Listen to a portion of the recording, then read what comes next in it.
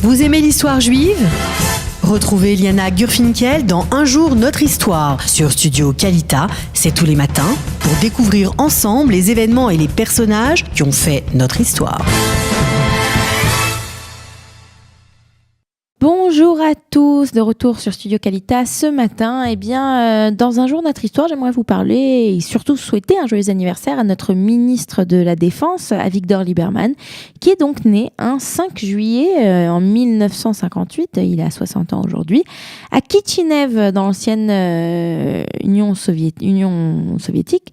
C'est bien entendu un homme politique israélien et c'est donc de lui dont je vais vous parler ce matin. Alors il naît sous le nom d'Evik ou d'Yvette, il est connu sous ce nom-là, Lieberman, à Kitchinev. La Kitchinev, donc, c'est la ville principale de la Bessarabie, dans une famille juive russophone.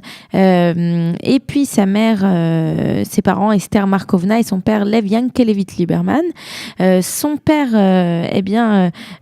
avant d'être d'être russe, il était citoyen roumain. Il était membre du Bétar. Il a été envoyé au front dans les rangs de l'armée rouge pendant la Seconde Guerre mondiale et il sera fait prisonnier par les Allemands. Survivant à cette captivité, il sera ensuite déporté par les autorités soviétiques en Sibérie et c'est là qu'on va le retrouver en Union soviétique. Et donc le petit Yvette Lieberman, Avigdor, étudie à l'Institut agronomique de Kitchinev, donc en Moldavie, et puis va travailler pendant une courte période à Bakou, ce qui est l'Azerbaïdjan d'aujourd'hui. Et en 1978, il y a 40 ans, il émigre en Israël. Il fera un service militaire à Tzahal et il va ensuite faire un diplôme en relations internationales et en sciences politiques à l'université hébraïque de Jérusalem. C'est dans ces années qu'il commence déjà à être connu, en 93, il va commencer à faire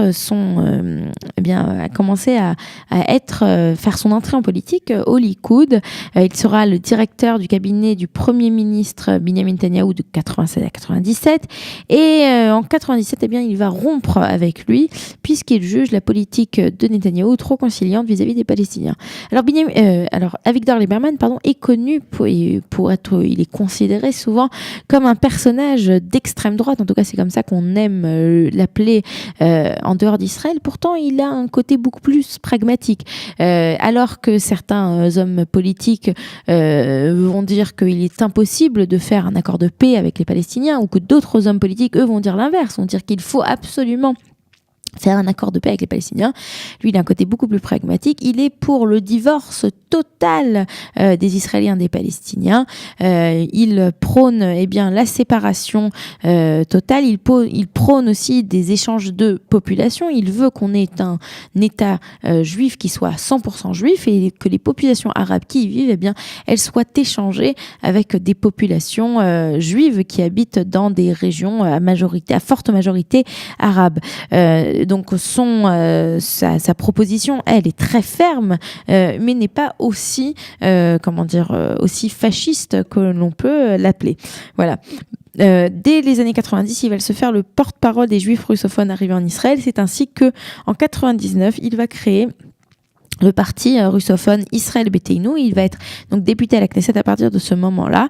Et c'est lui, il va à plusieurs reprises faire partie de la coalition gouvernementale. Si c'est en 2001 avec Ariel Sharon, ou ensuite dans toutes les coalitions qui ont suivi. Il faut savoir qu'à ces dernières élections, au départ, il ne faisait pas partie de la coalition et ce n'est qu'après quelques mois qu'il est rentré comme ministre donc de la Défense le 30 mai 2016 après la démission de Moshe Bougie Ya'alon.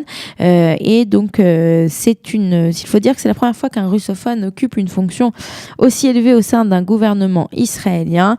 Donc c'est de cet homme politique qui fête aujourd'hui son 60e anniversaire dont je voulais vous parler ce matin sur Studio Kalita. On se retrouve demain pour un nouvel épisode d'Un jour notre histoire. Vous aimez l'histoire juive ? Retrouvez Liana Gurfinkel dans Un jour notre histoire sur Studio Kalita, c'est tous les matins, pour découvrir ensemble les événements et les personnages qui ont fait notre histoire.